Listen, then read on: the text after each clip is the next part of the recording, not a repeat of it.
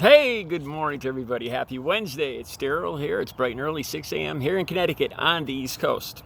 Okay, I'm seriously considering making the title of this video something a little inflammatory, something along the lines of America is not the greatest country in the world, or that America is great, but greatest, question mark. Something along those lines. And once again, I need to address, after the 4th of July, there's all this proliferation of right-wing media news sites. Oh, the liberals hate the country. They hate the flag. They're disgusted with America. They hate America. I seen the word, like I told you guys, I go on Flipboard, one of my favorite apps, and I'm looking through the conservative. I don't want to go down that echo chamber. I always look through what everybody's talking about, conservative and liberal. And on the conservative side, all I see is Marxist this and Marxist that. Do these people even know what Marxism is? All right. This is what led me to make this video, though. I believe his name is Steven Crowder, Louder with Crowder, that guy. Yeah, I don't know him. I don't care to know him. But it was a video of him dressed up, all his Uncle Sam with his puffy cotton white eyebrows. And it's stuff like that. Let me see if I can explain this succinctly. Growing up, my father was an old-fashioned guy. Always taught me never to take the first punch, which was a bad piece of advice. Taught me how to fight, taught me how to fish and hunt. And he taught me that confidence is quiet. Strength is not being boisterous. Stuff like that. And that, I think a lot of people like me, a lot of liberal people, when they see this video with Steven Crowder, it was questioning this African American woman. Does she think that America is great? And she was obviously a liberal, and she said no for a few reasons. And he made a big issue of this. Liberals hate America. From our point of view, I think this conservative, these Trump, these Republicans, conservatives, I don't even know what to call them anymore. All slathered red, white, and blue from head to toe. America's the greatest, the greatest. When you're the greatest, you don't need to say that. I think it's them, that right there, that embarrasses a lot of us when, this is seen around the world. And I think it's this false bravado that a lot of us find embarrassing.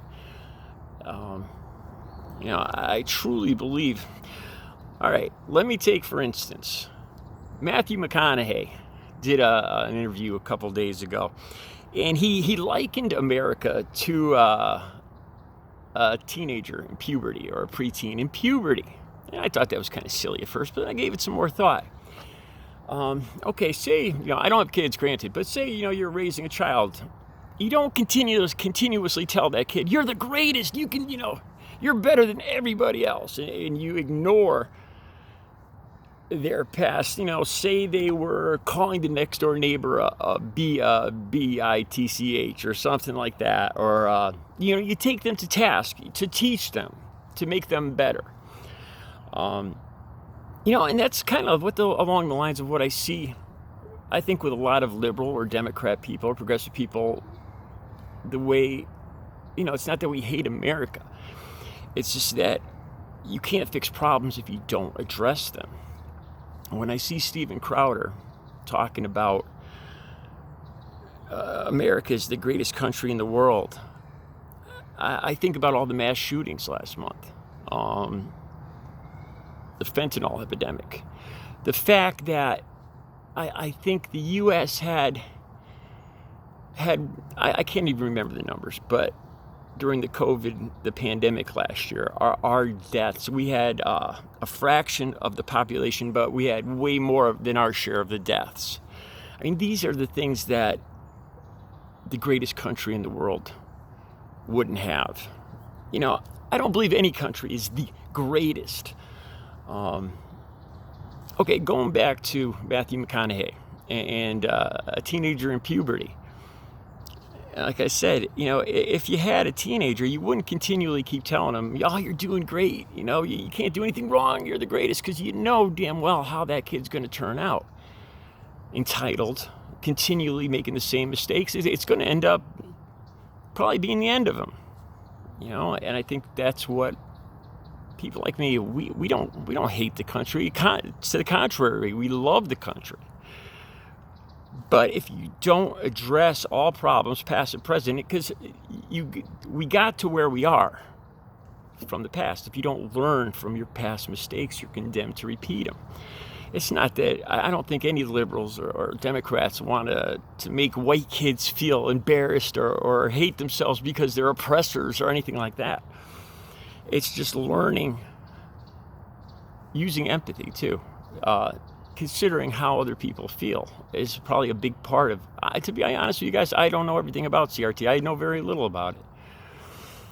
But America, the greatest country in the world?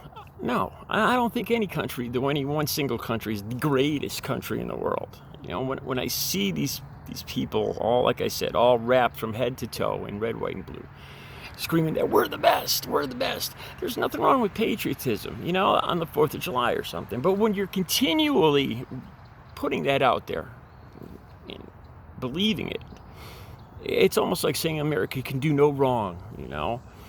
And to me, it takes us down a scary path to nationalism and probably to our ultimate destruction by not acknowledging our mistakes. Let me just finish up telling you guys this one thing. For those people watching this that still insist America's the greatest country in the world, I still remember this. I went on a school trip when I was in 5th or 6th grade. You know, as you guys, I don't live far from New York City. And our school went to New York City. And we went to the United Nations. I was probably 10 or 11 years old. And I believe we were walking on 5th Avenue. It was a rainy, cold day. It was probably in November. And I remember seeing, we were walking down the sidewalk. And this wasn't too far from Trump Towers either. I remember seeing a piece of plastic laying on the sidewalk. And as I got closer, it was a person. It was a homeless person. This is the first time I ever saw a homeless person. Underneath a piece of plastic, the rain sprinkles coming down, cold rain coming down. But I still remember this clearly. People going to and from, walking right over him, stepping right over this piece of plastic with a man underneath in the cold rain, maybe 40 degrees out. And this just blew my mind. It's just scared the hell out of me. Part of me wondered, part of me was just terrified that these people didn't even see him. They were just walking right over him like it was nothing. I think people would have more sympathy for a wounded dog that got hit by a car than they did for this person. This image stuck with me for my, it scarred me. And then I think through my whole life, I feared becoming that man underneath that piece of plastic. If it could happen to him, it could happen to me. And nobody cared. Nobody even acknowledged him. And I'm sure if anything, the problems have just gotten worse. This was probably 1977. Is that the greatest country in the world? Would the greatest country in the world just ignore a human being, laying like that in the sidewalk? Would the greatest country in the world have one of their men in blue, one of their finest men in blue, kneeling on the neck of another human being till his death? No.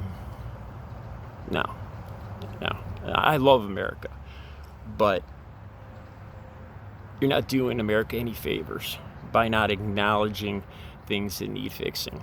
And the things that need fixing have gotten that way, not just in one day.